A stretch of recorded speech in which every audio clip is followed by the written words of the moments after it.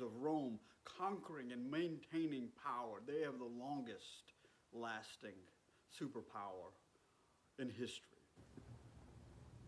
Shattered. Where is Rome now?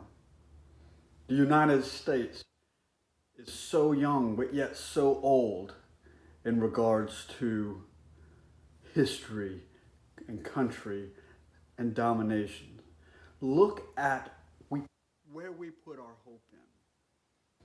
People are calling this election holding on to everything dear. Remember, this is not your kingdom. This is not your world.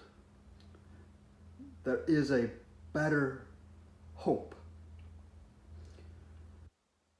There is a better way. Yes, we live in this body, we live in this flesh, but this kingdom that we have, that we live in, is not our home. This earth that we put so much stock in, our 70 years of existence, is really irrelevant to the course of history. You're just a dust in the wind, a blip on the map in the course of eternity. This physical body is really useless in the terms of space of time. Many of us are just dust in the wind. We will not go down as heroes. We will not go down as someone to be notable. No matter how hard you try in 200 years, your name will not be remembered on this earth. So, how do I lift your spirits out of that speech? Well, let's talk about those two men walking from Jerusalem to the West Bank. They were going out towards Bethlehem, beyond Bethlehem, to a city called Emmaus. And on that same morning, that same Sunday, when Jesus arose from the grave, two of his followers were walking to the village of Emmaus, 7 miles out of Jerusalem. As they walked along, they were talking to themselves of Jesus' death, and when all of a sudden, Jesus appeared.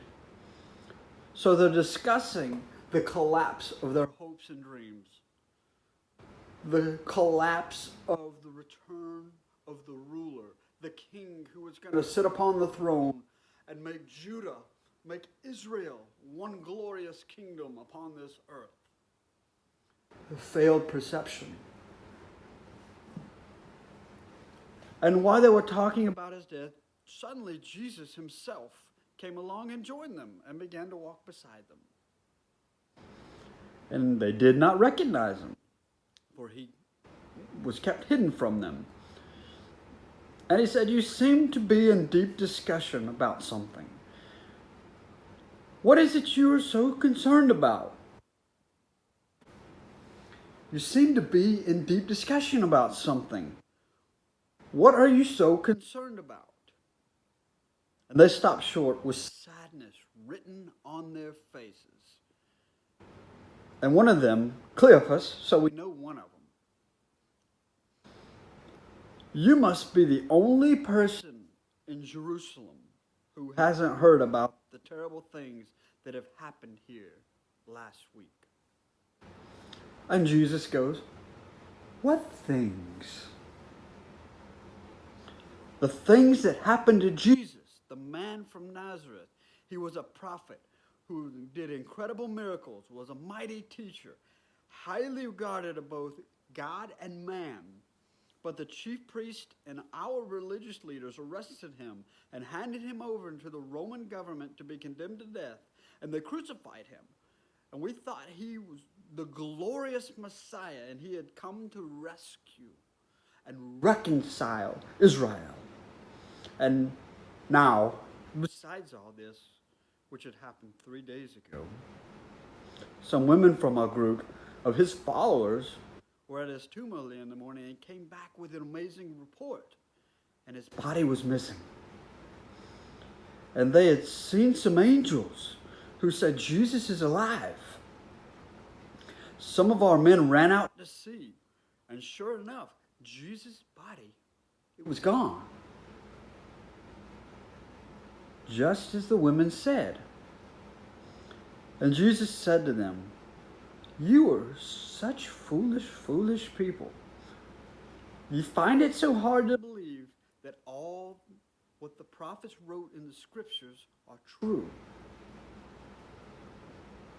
And it wasn't clearly indicated by the prophets that the Messiah would have to suffer all these things before entering his time of glory. And then Jesus quoted them passage after passage after passage from the writings of the prophets, beginning in Genesis through the scriptures, explaining what the passages meant about who he was. And by this time, they were nearing Emmaus. So this is a long time Jesus spent with them walking down the road. And by the end of their journey, they begged him to stay with him. And as he sat down to eat and asked God's blessing on the food, he took a small loaf of bread and broke it. And passing it over to them, they suddenly realized, that is Yeshua. And then he disappeared.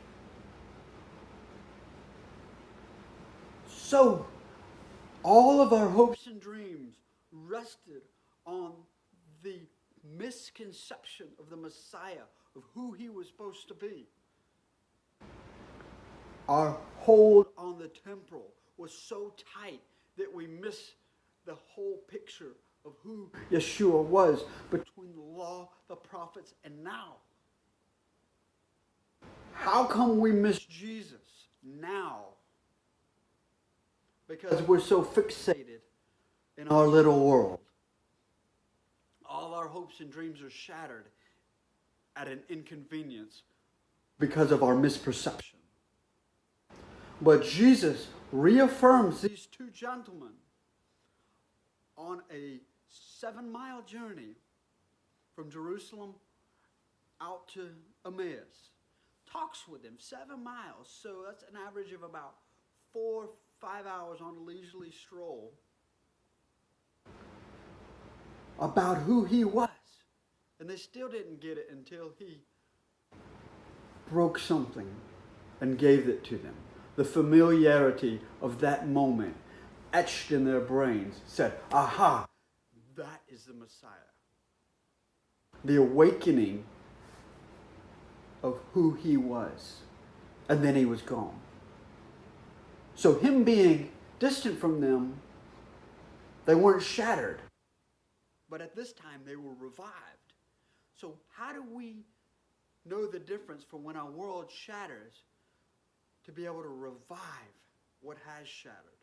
And that is only what Yeshua can do.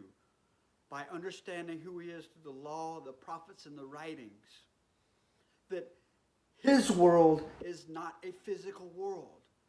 He did not come to reconcile us to a physical kingdom, but to a spiritual kingdom. The law is spiritual, but we are sold under sin, which is a carnal reality. Romans says this. But the kingdom is spiritual. He came to reconcile us to something larger than life. The kingdom of his Father. He came to bring us back to Jehovah, who is spiritual, who has no earthly kingdom. His kingdom is spiritual. We must get that into our mind, that our world that we live in, the tangible, is not reality. The reality is in the spiritual connection with the Father. The world beyond our world. The shattered dreams of our reality are irrelevant. The tears we shed on this earth because what we see and perceive are irrelevant. Because there is a bigger world, a bigger picture. Who we are in this small, finite world technically is irrelevant to the scope of eternity. What is relevant is how we view, understand, and perceive the invisible kingdom. Knowing that Jehovah, above all else, is the goal. Understanding who he is. Being a part of that invisible kingdom.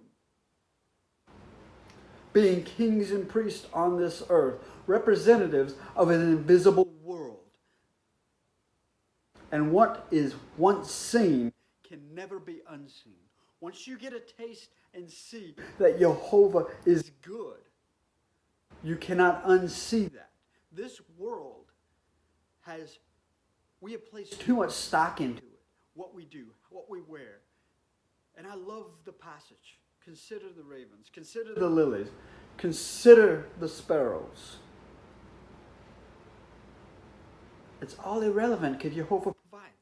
We put too much stock in what we're going to do. And then when that crumbles, we get in manic depression. That's what's wrong with this world. They don't have a hope because they think the tangible nature of this kingdom on earth is reality. Open your eyes. There's much more to see than what this earth that will burn up and pass away.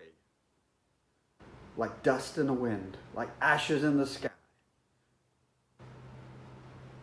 Look to a heavenly kingdom. Look beyond this earth. Look to Jehovah, maker of all things. He made this earth for a purpose, but realize this purpose is finite. It is really irrelevant to the bigger picture of eternity. So, when you're walking down the road, questioning your life, remember, look to the law and the prophets. Let Yeshua show you who he is in the writings.